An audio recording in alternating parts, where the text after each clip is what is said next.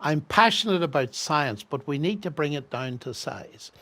I was taught at school, some teachers were very good, some were a catastrophe. But anyway, I was taught the law of gravity. We've talked about gravity, so we might as well continue with it.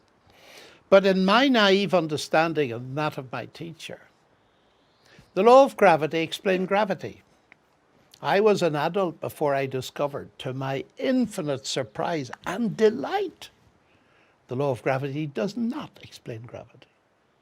Newton didn't know what gravity was, and he said so. It's right in his famous statement, I do not make hypotheses. Non fingo hypothesi. That was, in Latin, his statement that he didn't know what gravity was.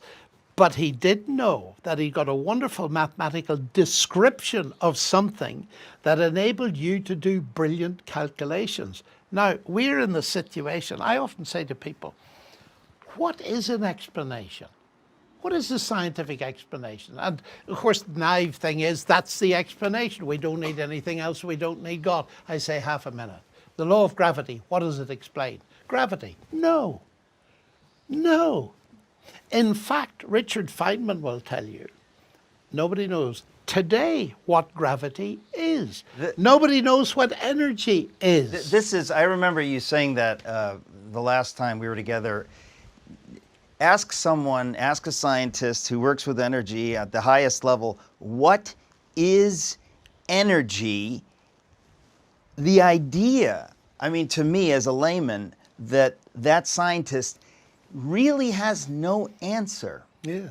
And you've said the same thing now about gravity, that we know it exists, we know about it, but somehow even the greatest scientific minds of our time don't know what it is. And the great ones will admit it. The greatest ones will admit it. But let me pretend to be a philosopher for a second and quote Wittgenstein. It's always very impressive when you quote Wittgenstein. Yes, it is. He's tremendous stuff. Wittgenstein once said, the great deception of modernism is that the laws of nature are explanations of the phenomena of nature. They are not, they're only descriptions. So the law of gravity describes what happens. Brilliant, put people on the moon using it. But it doesn't explain it.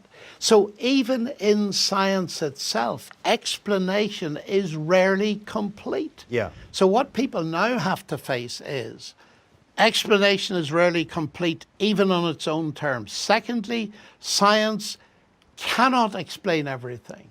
If science was the only way to truth, you'd have to shut all literature faculties, all history faculties, all art. It's ridiculous. Well, science cannot tell us why we're here. No. Science cannot tell us what is good or evil. Absolutely, and that's crucially important, both of those questions.